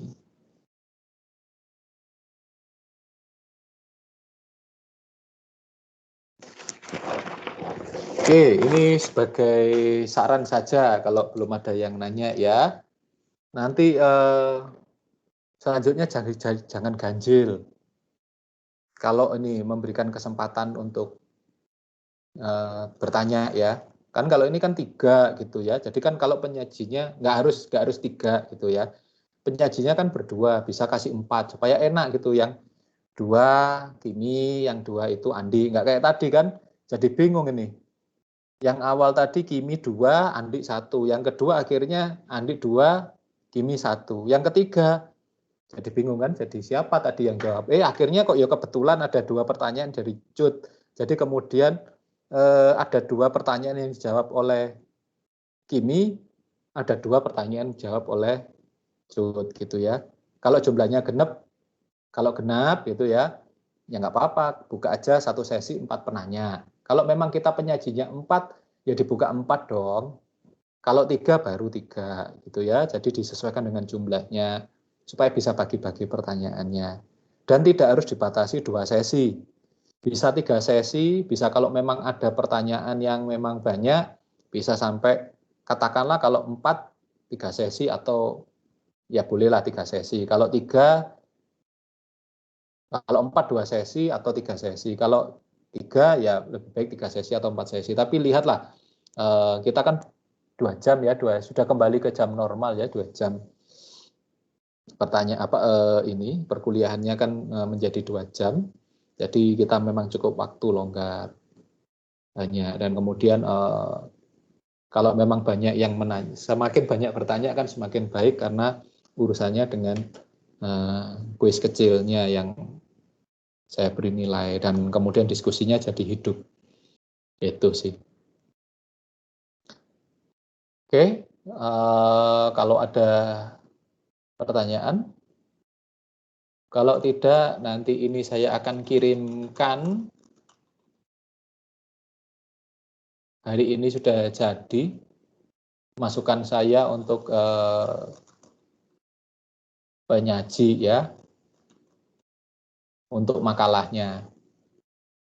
Kalau memang harus ada yang disesuaikan, nanti disesuaikan oleh PPT-nya, di PPT-nya, sorry. Nah, kalau di PPT-nya, kelompok ini saya apresiasi karena betul-betul menyajikan PowerPoint, hanya poin-poinnya. Tapi kemudian yang jadi, bukan keberatan ya, jadi penilaian saya kemudian, ya itu dijelaskan, tapi kemudian ada penjelasan-penjelasan di bawahnya yang kurang terjelaskan, khususnya di studi kasus. Studi kasus hanya pluk gitu, padahal kan studi kasus kan mestinya ada latar belakang perusahaannya, ada apa, terus kemudian pembahasannya seperti apa dan sebagainya. Jadi tidak kemudian cuma satu slide diceritakan, terus lain-lain cerita, jadi orang-orang jadi pendengarnya itu jadi bingung. Ini sebenarnya ceritanya kayak apa, siapa gambarannya, kemudian kalau ada baiknya karena urusannya dengan studi kasus itu, mungkin logo perusahaannya, mungkin ini ya, pelaku-pelakunya bisa dimunculkan, nggak apa-apa, karena itu kan modus operandi, profiling terhadap perusahaan, profilnya, terus kemudian profil terhadap pelakunya itu bisa dimunculkan. Terus baru di bawahnya bahasannya, termasuk data-data yang konkret itu. Jadi lebih dipertajam gitu ya di PPT-nya untuk studi kasus di kelompok ini. Nah, kalau yang di teorinya cukup bagus sih, sudah tidak kemudian seperti katakanlah kelompok yang lain menjadi power text gitu ya, teksnya ditumpuk, tapi kemudian lebih banyak menampilkan bukan teksnya ya, poinnya, terus kemudian menceritakan. Itu yang saya apresiasi bagus dari kelompok ini. Semoga nanti kelompok-kelompok yang lain juga akan jauh lebih bagus lagi. Oke, ada pertanyaan? Kalau tidak ada, minggu depan kelompoknya siapa yang akan maju? Oh iya, di sini ada daftarnya sebenarnya. Jadi nanya, tapi nggak apa-apa lah. Siapa yang akan maju minggu depan? Saya dengan Arum, Pak. Oh, Cut. Senengnya yang pertama-pertama ya? Atau undiannya yang dapatnya pertama-pertama? Suka pertama-pertama, Pak. Iya, enak. Karena kemudian ke belakangnya lebih banyak ininya ya, lebih banyak presentasi pertama itu ke belakangnya lebih enteng gitu ya, tinggal revisi-revisi gitu ya. Dan seperti strategi saya dulu kan pernah saya ceritakan ya, saya kuliah kalau ada presentasi kayak begini, saya pasti ambil yang pertama. Saya sajikan sebaik-baiknya karena apa? Itu raise the bar, menaikkan standar. Yang lainnya pusing-pusing. Termasuk nanti di ujian-ujian saya selalu kumpulkan pertama. Sehingga yang lain belakangnya itu mau nggak mau kan jadi keder gitu. Padahal ya itu strategi aja sih. Nggak jadi yang pinter. Saya bukan orang yang terpintar. Bukan yang terbaik. Tapi saya selalu berusaha jadi yang tercepat. Jadi ya kalau hasilnya nggak terlalu bagus, yang penting cepat. Ya, kalau ada kurang, revisi. Kalau tidak, ya sudah, itu jadi standar nilai untuk yang selanjutnya. Biar kapok teman-teman itu. Oke, kira-kira begitu. Kalau tidak ada yang lain lagi, ya bisa kita akhiri. Terima kasih untuk Kimi. Terima kasih untuk Andi yang sudah menyajikan presentasi yang cukup baik di pertemuan pertama kita. Dan semoga nanti di pertemuan selanjutnya harus lebih baik. Karena kalau tidak, maka Kimi dan Andi itu penyaji yang terbaik. Ya kalau yang paling tidak untuk seminggu ke depan. Kalaupun seminggu ke depan ada yang lebih baik, ya berarti kan ya nggak apa-apa. Paling tidak akan pernah jadi yang terbaik selama 1 minggu. Kalau yang ternyata minggu depan masih biasa aja atau bahkan lebih jelek, kan lebih panjang itu rekornya Kimi ya. Jadi yang terbaiknya Kimi sama Andi kan jadi rekor terbaiknya masih bisa panjang lagi. Itu enaknya penyaji pertama. Yang penyaji kedua, ketiga belum tentu pernah menjadi yang terbaik. Tapi penyaji pertama pasti pernah jadi penyaji terbaik. Minimal untuk 1 minggu ini. Ya kan lumayan pegang rekor 1 minggu ya. Ada gitu Kimi ya, Kimi sama Andi. Maju pertama itu pernah menjadi yang terbaik minimal 1 minggu. Kalau minggu depan tidak lebih baik, tapi kemudian jangan berdoa minggu depan kemudian ada yang sakit perut atau apa teman yang presentasi sehingga terus kemudian jadi yang terbaik. Tidak, tapi kita berusaha terbaik yang bisa kita lakukan. Penyaji pertama itu adalah penentu peringkat penilaian raise the bar. Ya. Jadi kalaupun keluar penilaian saya hari ini itu bukan angka mati bagi kelompok yang pertama. Karena kalau kelompok kedua, ketiga tidak lebih baik, maka saya akan menyesuaikan penilaiannya bagi kelompok yang pertama. Jadi kelompok ini saya buat standarnya nilainya. Oh sekian ini standarnya. Kalau kemudian nanti minggu depan, minggu ketiga, minggu keempat tidak lebih baik, maka kelompok ini pasti akan saya naikkan nilainya menjadi yang saya sesuaikan ya dengan penilaian-penilaian selanjutnya. Itu enaknya privilege menjadi penyaji pertama. Itu ya. Oke, kalau tidak ada, saya cukupkan sampai di sini. Semoga kelompok minggu depan juga bisa menyajikan yang sama baiknya, bahkan lebih baik dari kelompok ini. Dan mari kita tutup dan akhiri dengan doa perkuliahan pada hari ini untuk mengucap syukur pada Tuhan untuk apa yang kita sudah dapatkan sepanjang perkuliahan hari ini, dan semoga kita mendapatkan yang terbaik sepanjang seminggu ke depan, bahkan sampai Anda menyelesaikan perkuliahan di Universitas Majong. Berdoa menurut iman dan kepercayaan masing-masing, dipersilahkan.